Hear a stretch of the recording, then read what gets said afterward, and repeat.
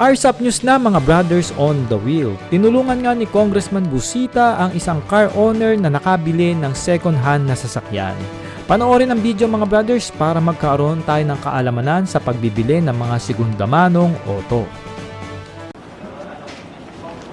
Boss, Director. Katihan tayo, magkakalit tayo. Ito ang number 3. Yes, sir. Kamusta? Okay naman, sir. Sure. Upo kayo. Gusto ni Director, nakaupo tayo. Siya ang Executive Director ng LTO. Sir po. Video po. Taga Isabela, Region 2. Upo kayo, ma'am. Upo kayo. Diyan po. Okay. Sasabihin ko sa inyo hindi ko trabaho ito Hindi, in-explain ko, Director, baka sabihin nila, bakit si Congressman Busita mabuti pa siya, natulong sa ganito. Yung iba naming congressman, hindi ito trabaho ng congressman. May advocacy lang tayo. At pag may problema, hindi naman ako si Superman, itinudulog natin kay Director. Pag naman nandiyan si ASEC, kay ASEC, kung sino available. Director, ito may biniling sasakyan, 4-wheel. Nagkaroon sila ng agreement with the former owner na sila na ang magtutuloy ng bayad. Noong mabayaran nila, yung hulog, fully paid, pumunta sila sa PS Bank, tinay-claim yung CR. Ang ginawa ng PS Bank, in-advisean sila. Ito yung form, i-comply ninyo. SPA, no? Opo. Nung na-comply nila, notarized, i-release ng bank yung Certificate of Registration. So, sa parte ng bangko at ng first owner, settled na sila. Nung nilalakad nila yung transfer of ownership, syempre, dumaan sa SPG. RMD po muna, Registry of Deeds. Okay, sige. Tama. Okay na kayo doon. Opo. Registry of Deeds. Pero doon sa HPG, dumaan kayo. Opo, nung instructed po ng LTO after inspecting papers. In-inspect ng LTO, in-advisean kayo na kailangan mayroong HPG clearance. So, nag-secure sila na HPG clearance, cleared. Walang complaint, hindi stolen, whatever. Klaro, ano? Opo. Nung pagpuntang niya sa LTO, ang hinahanapan kayo ng yung para bang yung standard form ng bill of sale. Ngayon, ito ang problema. Kung titingnan natin yung documents, legally acquired nila yung unit. At gusto nila mag-comply. Hinahanap nyo yung dating may-ari. Opo. Hindi na ninyo makita. Ang problema po kasi, nung pinapirma niya ako ng SPA para sa bangko, last year po yun parang summer, sabi niya, siguraduhin mo na okay na yan kasi nakaalis na yung asawa ko noong December. That's last year. Pasunod na ako ngayong November or October if I'm not mistaken. In other words, wala yung Mm-mm. yung registered owner. Opo. Ngayon, mag-i-expire yung register ng sasakyan. Kailan?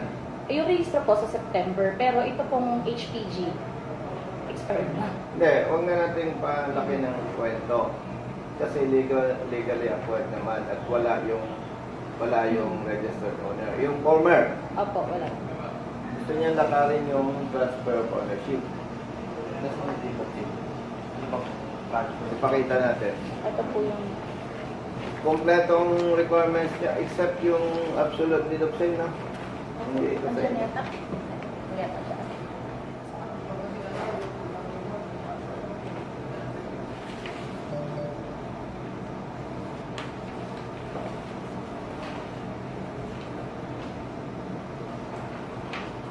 Saan LTO ka initially Laloma po.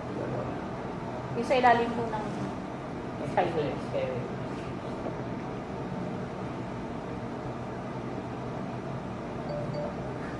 So, hindi naman marirelease ng bangko siyempre ang CR kung hindi fully paid. Opo. At hindi nila i-release yung CR kung wala silang authority from the registered owner. Yun yung sinasabi mong SPA. Opo.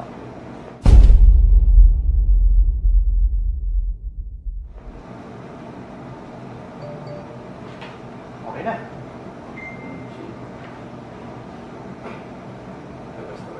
Ito ang advantage kasi pag ang nakapwesto, abogado.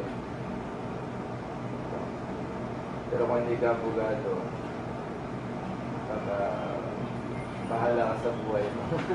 Ano pag no?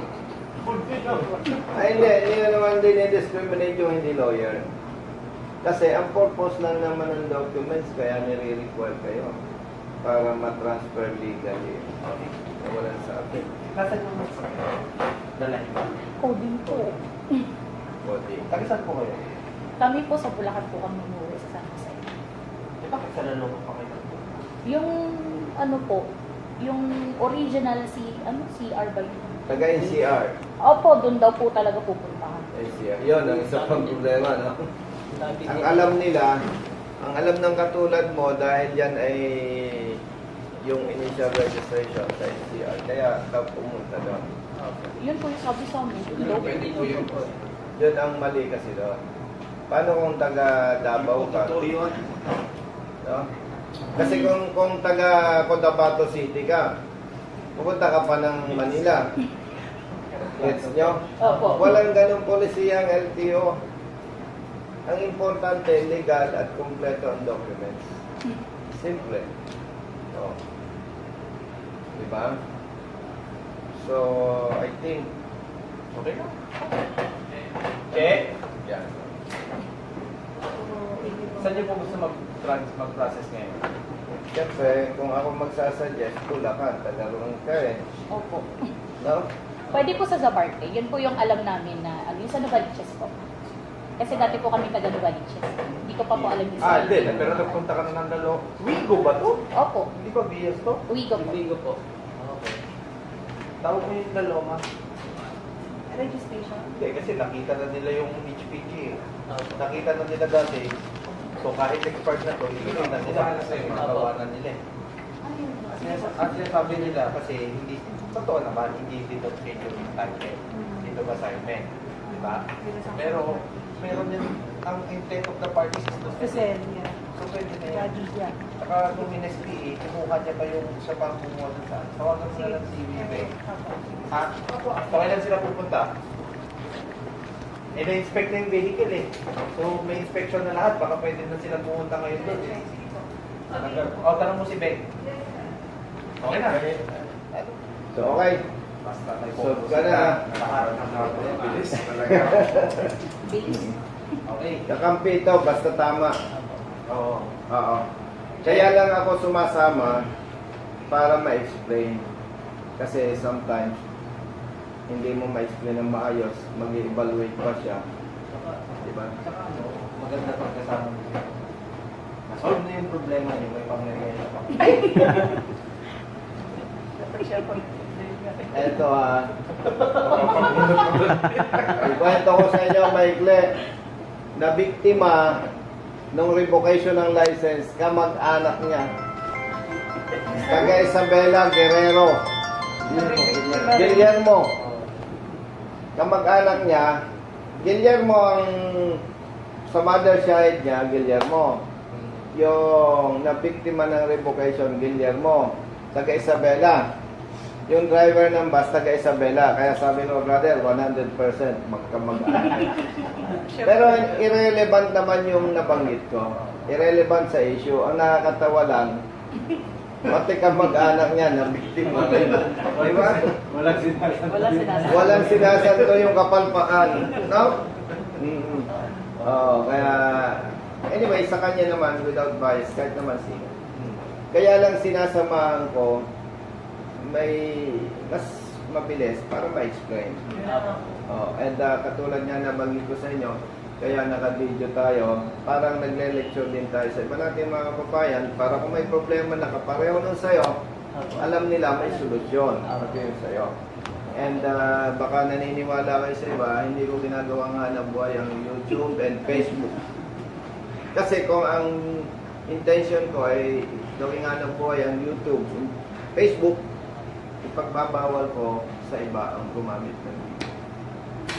So, public awareness lang ito. Okay? Hindi po ako magtanong. Yes. Tama po ba yung, kasi bago ko nagpunta sa LTO. May bayad na yan. Hindi po, nagbasa-basa po talaga ako ng guidelines doon. Tama ba ako o baka na-miss out ko lang, wala sa guidelines yung anong gagawin mo pag inassume mo sa tao yung sasakyan?